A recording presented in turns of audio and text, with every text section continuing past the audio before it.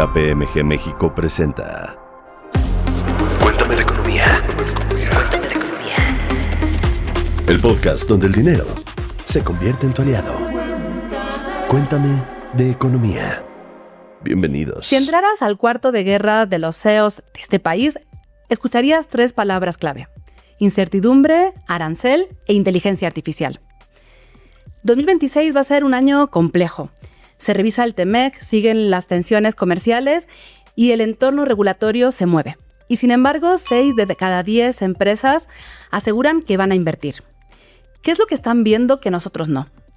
Yo soy Puri Lucena, editora de la revista Expansión, y para descifrar qué esperan los líderes empresariales en 2026 y qué significa eso para la economía del país, nos acompañan Ricardo Delfín, socio líder de clientes y mercado de KPMG México, y Alberto Zanella, editor adjunto de la revista Expansión. Ya llevamos algún tiempo, Ricardo, hablando de entornos volátiles, de cambios regulatorios, como bien mencionaba Puri, algunos geopolíticos, otros internos, otros externos. Pero bueno, esto se traduce en cautela, en el ánimo de las inversiones. Para este 2026, Ricardo, ¿qué retos ves que va a enfrentar México? Fíjate, tenemos que partir de la base de dónde venimos para tratar de entender el contexto actual, ¿no? Y venimos de un entorno que ha sido caracterizado por la fusión de diversos eventos complejos, disruptivos, geopolíticos. El año pasado, 60% del Producto Interno Bruto del mundo estuvo sujeto a una elección, a un cambio político. Y pareciera que el 2026, la continuidad de esos eventos va a ser parte de la materia, ¿no? Yo en el ejercicio que hicimos en las encuestas con actos directivos, me decían algo, no pocos, bastante, diciendo: oye, Ricardo, fíjate que nadie extraña esa época porque fue trágica, pero cuando había una pandemia, pues nos preocupamos nomás por una pandemia. Y ahora nos tenemos que preocupar por aranceles, por guerras armadas, por guerras comerciales, porque ya se desató otro tema, ¿cómo se llama?, de salud, porque también hay disrupción de cadenas de suministro, porque viene la disrupción tecnológica, y es una cantidad de temas que se están dando de manera simultánea que no quiero mencionar más porque vamos a abrumar totalmente a la audiencia, ¿no? Pero entonces precisamente nos dice la alta dirección: y el primer reto que estamos viendo es cómo podemos lograr una cultura empresarial, una cultura corporativa que esté aceptando la disrupción constante, que estemos abiertos a que es el mundo que nos tocó vivir y que tenemos que lidiar con esas disrupciones continuas. Si estamos esperando hacer inversiones, a crecer cuando no haya nada, ese tiempo ya se acabó, ya se olvidó. Va a ser continuamente eso. Entonces, el primer reto que nos están expresando. De la mano, otro de los retos que nos hablan en el país, en nuestro estudio, es este año particularmente, cómo va a quedar el modelo de integración económica para América del Norte y qué tan favorecido, qué tanto provecho le vamos a sacar. Entonces, el escrutinio a las negociaciones, renegociaciones, conversaciones van a estar muy altos por la alta dirección. Otro reto tiene que ver con la importancia de permear lo que se le conoce como Estado de Derecho, que las reglas estén ya, que las conozcamos y que podamos confiar en esas reglas. Y en México en particular vamos a hablar ahora de temas de riesgos. Tenemos una brecha todavía en el alcance de la transformación digital. Debemos de alcanzar mucho de la transformación digital y con un riesgo que va de la mano: ciberseguridad. A veces la cultura en México no está tan fuerte. Y yo lo digo, parece broma, chiste, no sé, pero es una realidad. Las empresas ya están divididas en 2 tipos de empresas: las que recibieron un intento de ataque cibernético y las que no se enteraron. Pero sin lugar a duda va a ser algo que los va a afectar durante el año, y entonces es parte de la resiliencia que las empresas tienen que estar trabajando como un reto particular. Todo esto viene de perspectivas de la Alta Dirección México. Es uno de los estudios más importantes que realiza KPMG en el año. Incluye la visión de más de 500 líderes de empresas con presencia en el país, y esto al final nos permite entender qué están viendo. Ricardo, ¿cuál es el ánimo que está predominando entre el segmento empresarial? Porque con toda esta incertidumbre que estamos hablando, que no sé si con esto que decías me quedé pensando si no es el momento, siempre hablamos de incertidumbre, de volatilidad, pero si no estamos viviendo un momento único o si esto ya lo hemos repetido anteriormente en la historia. Pero con todo y todo, 65% asegura que va a realizar nuevas inversiones a lo largo de este año y también a mediano, ¿no? Eso es un dato bastante elevado. Es un dato elevado. Déjame antes de responderte la parte de las inversiones, te voy a platicar un fenómeno que estamos viendo en el estudio este año y eso se va a traducir a las inversiones. Bueno, es el segundo año que vemos este fenómeno, porque cuando les preguntamos a la alta dirección de su perspectiva de la economía en el país, hay mucha cautela, incluso escepticismo, diría yo. Básicamente, el 58% de los altos directivos cree que la economía se va a estancar y un 21% incluso cree que va a haber una recesión. Oye, contaminado por lo que ustedes quieran, ¿no? Incluso el crecimiento mundial no es nada extraordinario. El Fondo Monetario Internacional habla de crecimientos del 2.7% para el 2026. Tampoco hay algo que estemos viendo en el mundo. Pero sin embargo, a pesar de este mensaje de cautela o escepticismo, cuando les preguntamos, bueno, ok, pero ¿cómo fijaste tus presupuestos de venta para el 2026? Y el 80% dice, no, yo voy a crecer. E incluso casi la mitad, el 48%, y voy a crecer arriba del 6%. Entonces tenemos un tema en donde la alta dirección dice, oye, a pesar de estos momentos disruptivos, no me puedo dejar yo arrastrar por los mismos y estoy siendo ambicioso en los temas de los crecimientos de mis ventas, ¿no?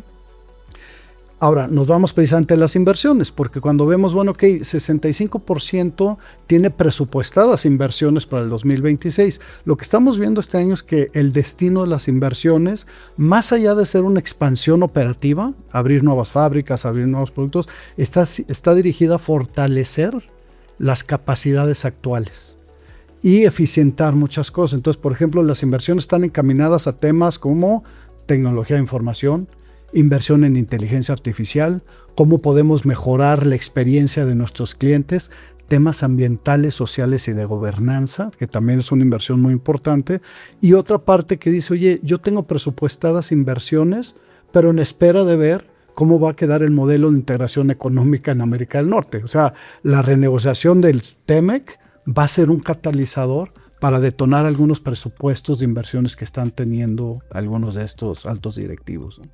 Pero, y todo se va concatenando, ¿no? Porque van de la mano con estos riesgos que mencionabas al principio, que son las disrupciones de la cadena de suministro, los aranceles, el TEMEC y otras. Pero no dejamos de hablar de algo muy importante, ¿no? Que son los aranceles. Pues desde que Donald Trump regresó a la Casa Blanca, pues es algo que parece que amenaza constantemente a la economía pues global, ¿no? Porque lo estamos viendo a esa escala, tanto que en 2025 la RAE y la agencia EFE eligieron arancel como la palabra del año. La más usada, ¿no? Exactamente. Es que vivimos, comimos, dormimos aranceles. Exactamente, diario comemos aranceles. Bueno, ya entonces, no le vamos a llamar el coco, le vamos a llamar el arancel. El arancel, creo, ¿no? Va a ser la nueva para los niños y grandes. Pero bueno, háblanos, Ricardo, justamente de cómo están impactando estas políticas a las empresas en materia arancelaria.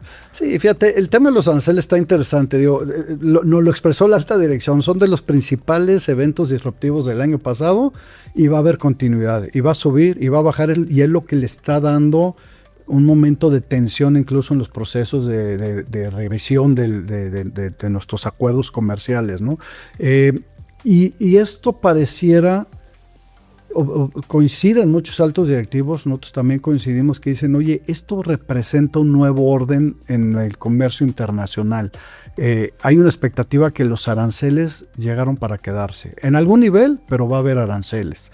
Y por lo tanto debemos de empezar a asumir que va a haber esto. Y en todo este asunto también la alta dirección dice, oye, pero hay buenas oportunidades en ello, porque pareciera que todo el camino del arancel va a ser para fortalecer los contenidos regionales, los contenidos nacionales. Digo, hay un nuevo orden en el proteccionismo que debiera ser o debiéramos de empujar para que sea un proteccionismo regional, y eso puede fortalecer precisamente las cadenas de valor, las cadenas de suministro locales. Ya se había hablado en algún momento del nearshoring, y el nearshoring se hablaba mucho de la complejidad que están las cadenas de suministro en donde en ocasiones estaban desde Asia, desde países lejanos, que te daban cierto valor económico, pero que las empresas empezaron a decir, oye, necesitamos traernos la conveniencia de la cercanía. ¿Por qué? Porque un huracán, porque un movimiento social, porque una guerra armada te la puede disruptar de manera inmediata. Entonces, eso le puede dar fortaleza, el darle más énfasis al contenido regional y que pueda reavivir alguno de las consideraciones que puede haber en el nearshoring, ¿no? Pero uno de los principales impactos que ha tenido el arancel ha sido precisamente que no es tan fácil cambiar de proveedor, una cadena de suministro. Los retos logísticos, el que ahora tienes que poner, o sea, el traerte, que ya tengas toda tu cadena de valor, a lo mejor con tus containers, con tus barcos, con lo que sea para traerlo de Asia, ahora tenerlo incluso localmente, pues ahora necesitas trenes, carreteras, una serie de cosas diferentes. El encontrar el proveedor alterno también es un reto particular. Y el otro reto que nos han expresado es, oye, las tarifas sí nos ha costado y no hemos podido traspasar el costo de las tarifas completamente a los mercados, porque cada vez los mercados están siendo más sensibles. Entonces, un automóvil, por poner un ejemplo, somos un país manufacturero, un automóvil de gama media es muy sensible al precio y hay mucha competencia con automóviles de la misma gama, y ahí es donde ha sido un principal factor, es decir, no lo puedo traspasar al mercado, a los clientes, y eso está representando un reto fundamental para la cadena de suministro.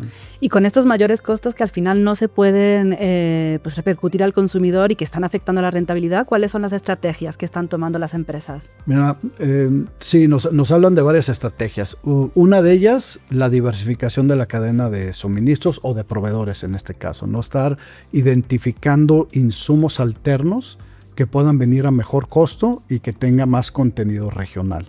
De hecho, de pronto los aranceles se hablaba de que si lograbas cumplir las reglas del TEMEC, quedas exento de los aranceles. La realidad es que anteriormente era tan bajo el arancel que poca gente buscaba o se preocupaban por cumplirlo. Entonces, ahora le están dando mucho énfasis a tratar de cumplirlo, y eso te conlleva el cambio de algunos proveedores. Entonces, esa es una de las estrategias. La segunda de las estrategias es una continuidad que ya vienen de años anteriores, ¿no?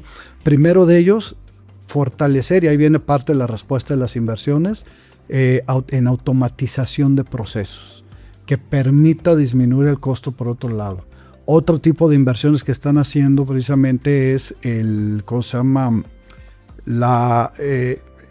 hacer un análisis de proceso para identificar cualquier eficiencia, por mínima que sea, en la cadena de producción. Entonces, tratar de buscar esos ahorros en otros lados y poder absorber en la medida de lo posible ese incremento en costo de los aranceles, pues para lograrlo. Y una cuarta estrategia que lo hemos visto en menor medida, pero que está creciendo, es buscar alianzas para penetrar otros mercados alternos. Entonces, hemos visto empresas grandes y medianas que han hecho alianzas, por ejemplo, en Europa, para abrir nuevas cadenas de distribución o nuevos centros de venta en Europa, o hacer fusiones y adquisiciones en Europa, o con Sudamérica, que también hay cierto apetito de algunas empresas de abrir operaciones allá y decir, bueno, si no voy a poder o voy a tener ciertas barreras arancelarias en la región, empezar a diversificar cada vez más los mercados a los que accedo. Eso venimos hablándolo desde hace años y años, ¿no? Pero parece que lo dejamos de pronto en un sueño, ¿no? Y creo que es un momento ahorita de explorar alternativas. Oye, tenemos al consumidor más grande en el norte, va a seguir siendo nuestro consumidor, va a seguir siendo nuestro cliente, pero podemos empezar a voltear a otras zonas geográficas.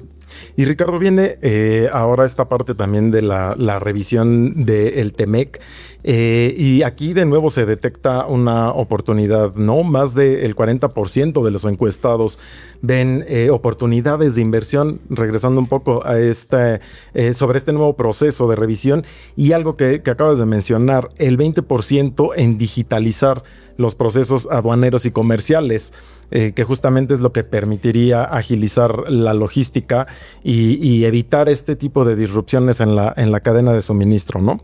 Sí, fíjate que el TEMEC, nos lo expresaron constantemente, sí es un catalizador.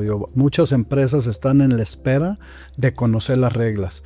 Incluso yo te diría en ciertas sesiones que tuvimos con inversionistas en el extranjero, y cuando hablamos, bueno, tu apetito, ven atractivo al país, o sea, ven muchas bondades en el país, pero dicen, quiero conocer las reglas. La regla es bien importante. Entonces, el término de la revisión del TEMEC va a ser muy importante para detonar algunas de esas inversiones. Ahora, platicando con la alta dirección precisamente, ¿qué es lo que esperan de la revisión del TEMEC? Lo primero de ellos es que salgamos como país favorecidos, o que se logre un acuerdo que nos pueda favorecer, o sea, que sí se fortalezca el contenido regional, donde el contenido mexicano juegue un papel importante, que no quede nada más una protección nacional. Se cree viable porque muchos de los insumos o de los productos que terminan en el mercado estadounidense, pues requiere probablemente ciertos insumos de México. Tenemos un buen balance de calidad de mano de obra y en ocasiones ya somos una economía muy integrada, o cadenas de valor muy integradas con América del Norte. Pero sin lugar a duda cree la alta dirección que esto sí nos va a traer temas como, por ejemplo, nuevas barreras arancelarias. O sea, si lo dicen, sí va a haber aranceles, tenemos que entender esa parte.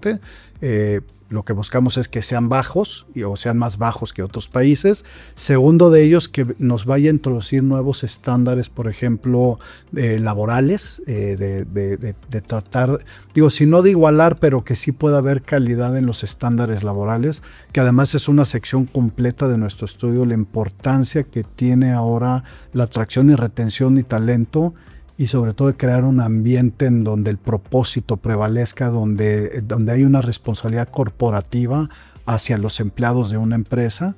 Y pues bueno, evidentemente, estas barreras arancelarias pues podrán traer ciertas protecciones regionales, ¿no? A ver, dejamos hasta aquí esta parte que son los factores externos, ¿no? Sí. Que tienen que ver también con la parte interna, pero que al final sí que es algo que viene de fuera, para centrarnos un poquito en lo que también preocupa a las empresas de las políticas internas, ¿no? De la parte más mexicana, digamos, de aquí nada más, ¿no? Y una de ellas es la política tributaria actual y los procesos de fiscalización. Los participantes en el estudio están indicando que recibir observaciones de la auditoría fiscal es el segundo mayor riesgo fiscal para su empresa, detrás de los cambios regulatorios locales o globales. ¿Qué es lo que les genera incertidumbre exactamente? Está interesante porque la política tributaria y la fiscalización, bueno, pues dicen que con dos cosas nacemos seguras, ¿no? Con la muerte y con los impuestos. Así que es algo que tenemos que enfrentar. Yo te diría, hay varias incertidumbres. Una de ellas, digo, siempre hay un temor natural de ser fiscalizado.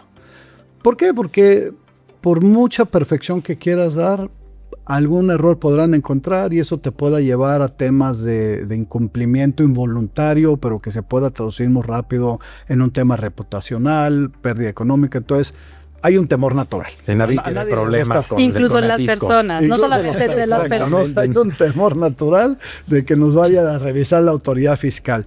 Pero algo que ha generado incertidumbre o temores particulares es que la autoridad fiscal tiene nuevos atributos o nuevas herramientas para la fiscalización, y en donde, por ejemplo, te pueden en sus procesos cancelar sellos digitales, cancelarte los padrones de importación, o si te fincan un crédito fiscal y tú consideras que debes ir a pelearlo o tener un proceso judicial, ahora el requerimiento es tienes que garantizar el crédito fiscal con un depósito en el Banco del Bienestar. Entonces son ciertos atributos que tiene la autoridad que le generan temor a los contribuyentes, ¿no? Entonces también esa es otra de las incertidumbres, cómo gestionar precisamente cuando estás recibiendo este tipo de temores. Y luego hay otra incertidumbre porque cada vez los requerimientos de la autoridad fiscal están siendo mayor en la información que requieren y menor en los tiempos que lo están solicitando.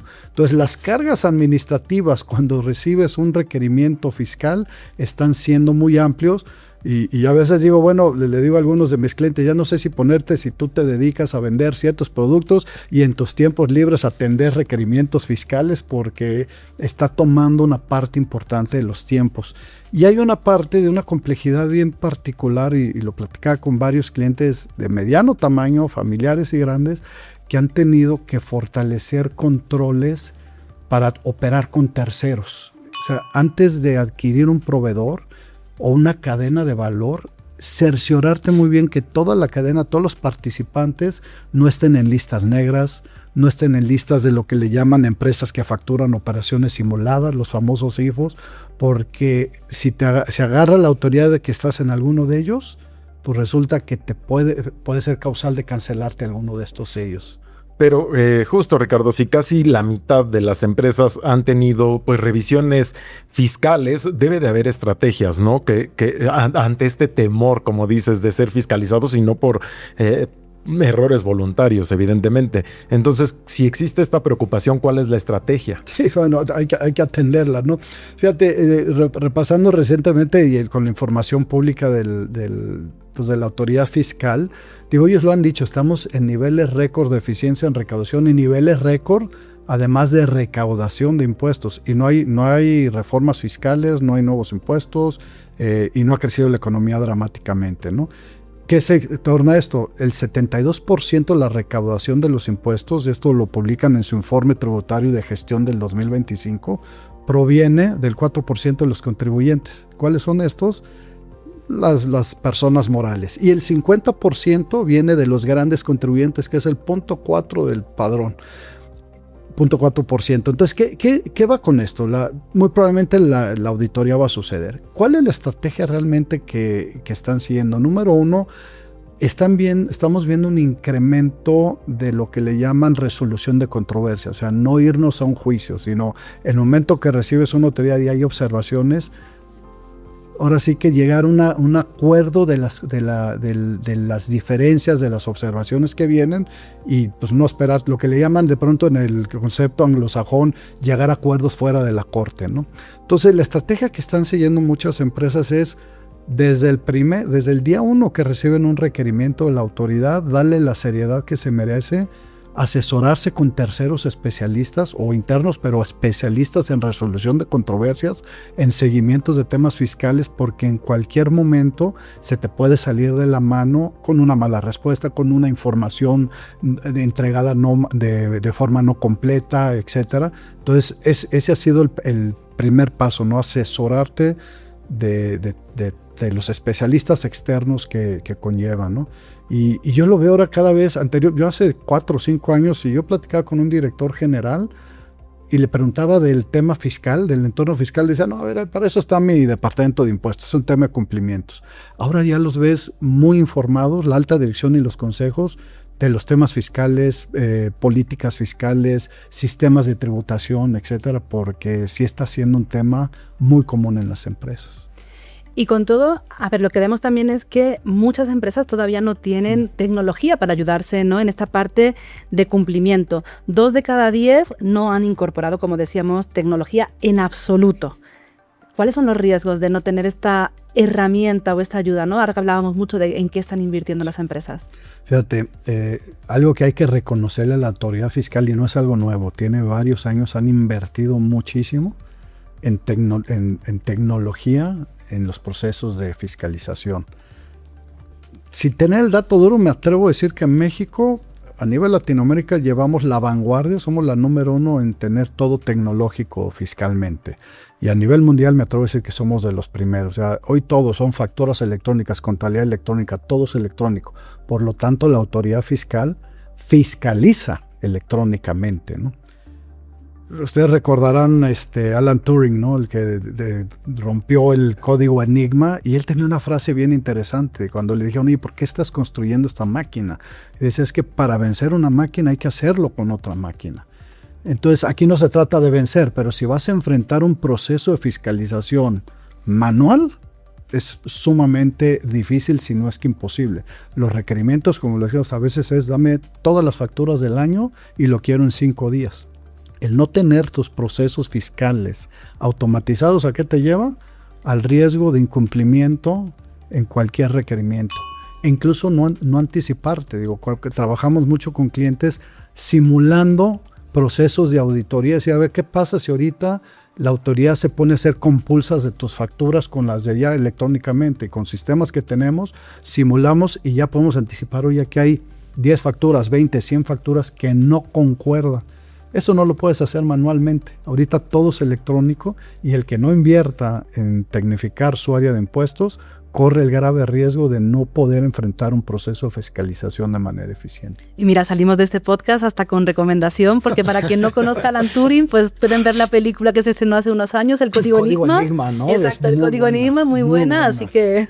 Muy buena. Y siguiendo en este camino tecnológico, Ricardo, pues también es algo que preocupa a las empresas, ¿no? Este constante cambio o evolución, y la inteligencia artificial pues no puede dejarse de lado. ¿Qué nivel crees, Ricardo, que tiene de madurez las empresas en México en materia de innovación? Fíjate, qué buena pregunta, porque a ver, la innovación ha existido a través de la humanidad, ¿no? Desde que se inventó la rueda, desde que la máquina de vapor, etcétera. El siglo XX se dice que fue que se inventaron cosas. Todo lo que se inventó en el siglo XX no se había inventado en toda la historia de la humanidad. Y llevamos 25 años del siglo XXI y está ridiculizando al siglo XX, ¿no? Yo a veces los invito a hacer un ejercicio mental. ¿Qué tecnología estaban usando al inicio de siglo, hace 20 años? Y de entrada, pues yo hace 20 años todavía iba a rentar películas a una tienda a la esquina, ¿no? Y yo salí corriendo emocionado a comprar el último grito de la tecnología que se llamaba BlackBerry, ¿no? Y ahí estaba. Y ahorita es un documental de Netflix, ¿no? Hablando del ahí ese binomio con las rentas de películas, ¿no? Entonces, pero la verdad es que en México veíamos todavía hace algunos años que la innovación era reactiva, porque me apareció un modelo disruptivo y reaccionaba, o me apareció una tecnología disruptiva y reaccionaba para sobrevivir. Ya no me gusta recordarlo, pero la pandemia hizo un parteaguas. Trajo a innovar a muchas empresas, tuvieron que imaginarse cómo seguir operando, y la realidad es que ya que innovaron para sobrevivir en la pandemia, vieron las bondades del innovar, y ahorita sí vemos un amplio porcentaje, probablemente arriba del 60%, que dicen, oye, yo ya tengo dentro de mi empresa algún proceso de innovación. Ya sea avanzado, que se consideren en su ADN, o como muchos dicen, al menos tengo un área que está fomentando la innovación, que está recibiendo ideas, que fomenta que todos tengan la oportunidad de traer ideas, poner prueba y error, etcétera, ¿no? Pero sí que cada vez la innovación nos está ayudando a adelantarnos a cambios en el hábito del consumidor, a adelantarnos en cambios precisamente de cómo vamos a desplazar nuestros inventarios y cómo vamos a ser más eficientes en la operación. Donde sí pareciera que nos falta todavía invertir más es en temas de inteligencia artificial, que ahí somos más seguidores que gente que proponemos, ¿no? Nuestro estudio del panorama y la innovación en México decía que en los siguientes 3 años, el 80% de las empresas piensa que va a cambiar radicalmente sus productos y servicios o la forma como los va a distribuir. Entonces el entorno competitivo en los siguientes 3 años, va a ser totalmente diferente. Y eso lo hacen a raíz de la innovación. Y con todo, la inversión en innovación es baja, ¿no? En este momento. En el estudio, las personas que participan señalan que 35% de las personas que participan en el estudio señalan que van a destinar menos de 2% a la innovación, y 47% entre 2 y 5%. A ver, decimos que es bajo porque nos parece que son un porcentaje bajo, pero ¿cuál es el ideal aquí? ¿Cuánto tendrían que estar invirtiendo las empresas en innovación en un contexto como este? Fíjate, es difícil porque no hay una respuesta de cuánto le da, y depende mucho de la industria. Por ejemplo, en la industria tecnología tienes que estar invirtiendo arriba del 6%, si no es que cercano al 10% de tus ingresos, porque es algo que se mueve constantemente. A lo mejor ciertos productos de consumo sea menos, ¿no? Lo que sí es que estas inversiones empezó a dividir a las empresas entre aquellas que sufrieron una disrupción y las disruptoras del mercado. Y entonces, entre más estés dispuesto a invertir, vas a ser el disruptor del mañana. Vas a estar en estas empresas que dicen que en los siguientes 3 años voy a cambiar dramáticamente mis productos y servicios, ¿no? Entonces, si a mí me preguntas, debería estar arriba del 6%, la inversión en innovación, y ser el disruptor del mercado. Y yo la pregunta que le hago a mis clientes, amigos, compañeros, ¿de qué lado quieres estar? ¿Del disruptor del mercado o del que sufre una disrupción y reaccionas, ¿no? Oye, la innovación te va a ayudar a ambas, pero pareciera que para mantener relevancia en el mercado tenemos que estar en la primera. Tenemos historias bien interesantes de acompañamientos en donde decían algunos altos directivos de producto consumo, y dijeron, oye, yo antes tenía el contacto directo con mi cliente y por una tecnología que se desarrolló me quitaron la relación con el cliente, ahora tengo que venderlo a través de un tercero. Sigue la venta, pero ya no tengo el control del conocimiento del cliente. Entonces, ese tipo de cosas, el meterle tecnología a la innovación, es algo que va con una amalgama, tiene que ir de la mano. Pero aquí viene la pregunta, ¿no? ¿Cómo la rentabilizamos? ¿Cómo hacemos que esa inversión sea rentable? Porque pues siempre yo creo que cualquier empresario en cualquier sitio se puede estar preguntando, bueno, y si le voy a meter dinero a la innovación, a la inteligencia artificial, ¿y cómo voy a tener ese dinero de regreso? Fíjate, nos dan 3 medidas de medición de la rentabilidad de la innovación, ¿no? 1, incremento en ingresos. 2, disminución de gastos. Y 3, la combinación de ambas. O sea, parecía que son los KPIs, ¿no? Pero mira, déjame te platico. Hay que entender que el modelo de inversión en innovación es muy diferente al de un proyecto de inversión tradicional. Un proyecto de inversión tradicional para abrir una fábrica, una nueva línea de producción, pues tú metes dinero, te aumenta la capacidad operativa o entras a un nuevo mercado en espera que se vendan productos o que ese producto esté colocado y te dé el retorno. Es semibinario, no es sencillo porque hay que vender el producto, pero es semibinario, ¿no? Cuando hablamos de innovación, un modelo de inversión en innovación se parece más a los modelos de los venture capital o los fondos privados de inversión, en donde tienes que invertir en 10 modelos de innovación, de los cuales probablemente no van a funcionar 8, pero 3 te van a dar el retorno de los demás. Y esos 3, en teoría, te deben de dar precisamente para modificar un modelo de negocio totalmente, para hacer una innovación transversal, pero tienes que estar dispuesto a que vas a perder en varios de ellos. Y aquí viene la importancia de las áreas de innovación. Que área de innovación, ojo, no quiere decir que una persona, un grupo de personas innoven, es cómo fomentan que todas las personas de una organización o incluso terceros aporten ideas de innovación mediante hackatones, mediante métodos de innovación abiertas, mediante tener buzones o canales de comunicación para que aporten sus ideas, pero muy importante, el liderazgo de la alta dirección que apoye esos proyectos de inversión. Entonces esto es como un proyecto de venture capital, ¿no? La innovación. Y Ricardo, con todo esto que hemos hablado, ¿en qué se deben enfocar las empresas para rentabilizar su negocio? Y déjanos un mensaje positivo, hombre, para este año tan convulso que llevamos y que nos espera. Pues mira, yo te diría, primero, tenemos que asumir que vivimos en un mundo volátil, ambiguo, incierto y complejo.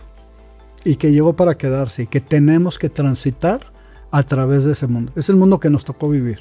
Y tenemos que lograr la resiliencia corporativa para transitarlo y ver más las oportunidades que las barreras que se nos están levantando. Muchas barreras las hay, pero tenemos que focalizarnos en las oportunidades que hay.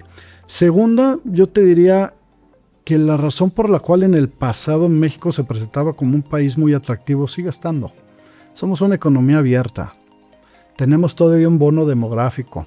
Tenemos un buen balance entre mano de obra y costo mano de obra. Tenemos un consumidor muy grande en el norte del país. Tenemos consumo interno fuerte. A veces me lo dicen, ¿no? Y de veras, pues sí, tenemos un lugar socioeconómico estable, ¿no?